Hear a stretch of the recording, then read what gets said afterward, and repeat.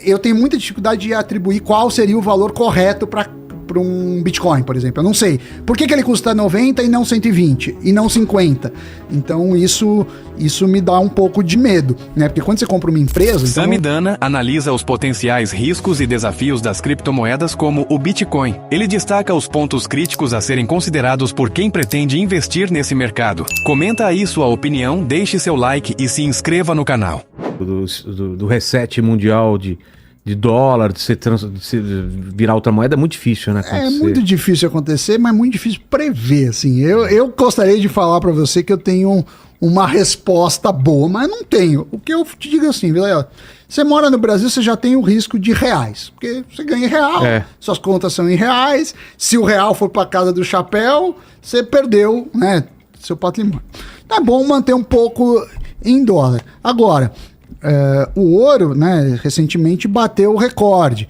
O Bitcoin tem subido assim, mas eu ainda não consigo me convencer que o dólar não é a principal moeda. Talvez mais fraco que antes. Eu acho que o Trump quer promover uma inflação em dólar para poder exportar mais, mas eu também não vejo nenhum substituto nesse momento para o dólar. Assim, eu não acho que você vai querer receber yuans ou ienes numa transação, entendeu? Eu acho que o dólar ainda tem um peso. Pois é.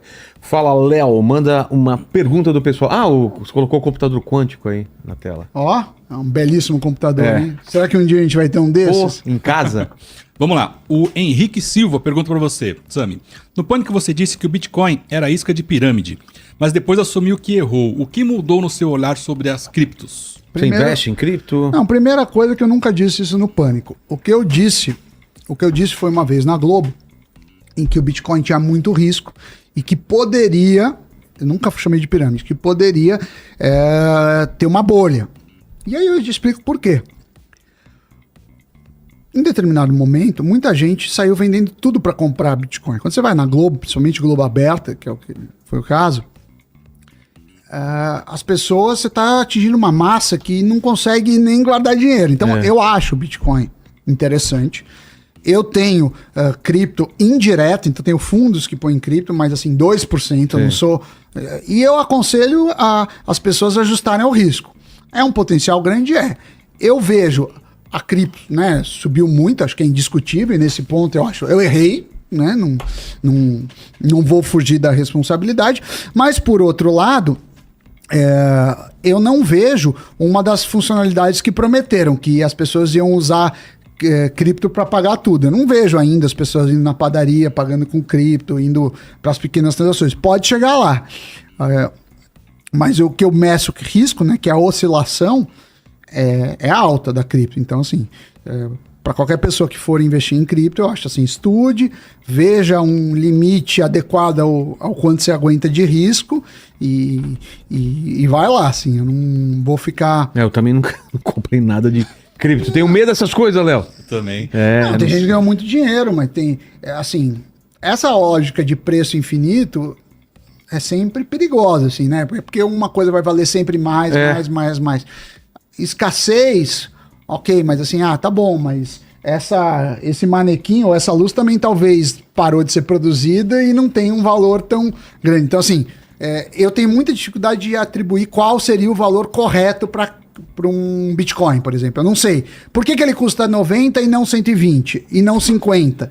Então isso me dá um pouco de medo, né? Porque quando você compra uma empresa, então vamos supor que você vai fazer o inteligência limitada, vai falar assim, vou vender para quem quiser 10% do inteligência. O que eles vão fazer? Eles vão lá projetar quais são seus ganhos no futuro. Tem custo aqui, tem ganho aqui, entra dinheiro para cá, do YouTube, patrocínio. Aí o cara vai falar, eu tô comprando hoje para ganhar uma parte desses negócios futuros. No Bitcoin e em qualquer moeda isso é difícil. É difícil de saber. Então, isso me faz não estar tão confortável. Mas é evidente que muita gente ganhou dinheiro, gente que enriqueceu, assim, é um fato. Manda, Léo. Vamos lá. O Lucas Andrade. Sami, com o retorno do Trump e essa guerra de tarifas com a China e outros países, qual o impacto real para o Brasil e se dá para lucrar com essa briga aqui internamente? O que tem acontecido que pode ser bom? A China compra muita soja americana. Muita. A China, né, tem que alimentar muita gente, né, para a soja americana. Com essas tarifas, e a China retalhando de volta, a soja americana ficou muito cara, inviável. E o Brasil é um dos grandes exportadores de soja, então o Brasil ganha espaço. A mesma coisa acontece com produtos que são exportados da China e dos Estados Unidos. Então eu diria que relativamente o Brasil pode ganhar com isso. Porém, no longo prazo é um mundo mais caro, a economia chinesa se tiver mais lenta, né? Vamos supor que tem inflação na economia americana, porque tudo ficou mais caro, na economia chinesa, porque tudo ficou mais caro, vão subir a taxa de juros, e aí as duas maiores economias indo mais devagar é pior para o mundo inteiro. Então, assim, relativamente o Brasil está bem posicionado, mas eu não gosto do filme de maneira geral. Eu acho que a perspectiva não é boa, porque a gente vai ter tudo mais caro, mais protecionismo. A Beatriz Rocha pergunta aqui. Sami, você já falou que prefere estudar do que usar TikTok, mas hoje você não acha que é importante falar de economia também para esse público mais jovem que está nas redes sociais? Eu acho. Na verdade, isso é um caso que aconteceu no Pânico e que as pessoas entenderam mal. E aí, Pânico já foi, é difícil, porque são 7 caras falando. Não dá pra você voltar. Aí não dá pra explicar. Já foi pra outro lugar. Já foi por causa do vinagre, você desiste. Aí tinha um rapaz, um menino, chamava Mário, do TikTok, falava assim, ele vinha com um mochilinha e falava, oi, tudo bem? Ah, eu lembro. E foi um sucesso.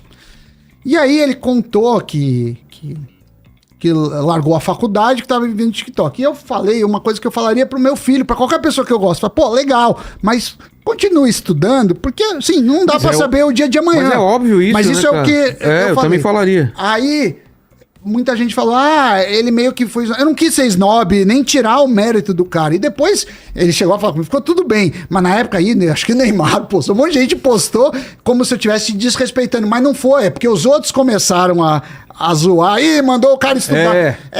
E aí é um programa de humor, eu até pedi logo depois que aconteceu, cara, meu intuito não foi esse, foi da forma carinhosa que eu falaria pra qualquer pessoa que eu gosto, inclusive meu filho, que eu acho que é a pessoa que eu mais me preocupo com o futuro, e aconteceu isso. Eu acho que é legal, mas eu acho que o estudo...